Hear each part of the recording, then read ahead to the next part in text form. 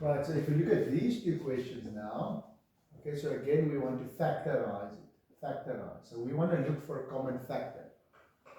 Okay, so remember with factors, two numbers that you can multiply to get to 16, they are called factors, like 4 times 4, or 8 times 2, or 16 times 1. That's the factors. Okay? For 12, you can say 6 times 2, or 4 times 3, or 12 times 1. So factors are numbers that you can use to get to that one when you multiply them. Okay? So we want to look for the highest common factor. Not just a common factor, we want to look for a highest common factor. So if you think of 2, for instance, 2 times 8 is 16. 2 times 6 is 12. Okay, so 2 is a common factor. You can use 2 to get to 16, and you can use 2 to get to 12. Okay, it's a common factor. But you can also use 4, because 4 times 4 is also 16, and 4 times 3 is 12. So 4 is also a common factor, but 4 is higher than 2. So we say we're going to take out the 4. It's the highest common factor. Then you look at the okay, so let's take out the 4. Now we look at the variables. M, N, M squared. So you can take out an M here, and you can take out an N here. Okay.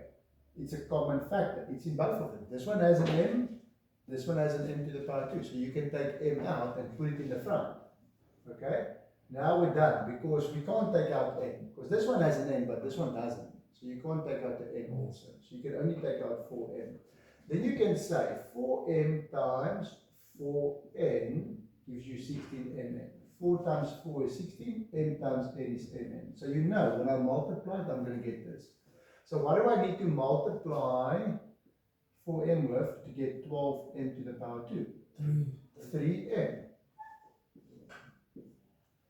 Okay, 4 times 3 is 12, M times M is M to the power 2, so I factorized it. Okay, so if you look at this one now, 18, 9 times 2, 6 times 3, 18 times 1, 24, 8 times 3, 12 times 2, 6 times 4, 24 times 1. So which one is going to work? So now you think, okay,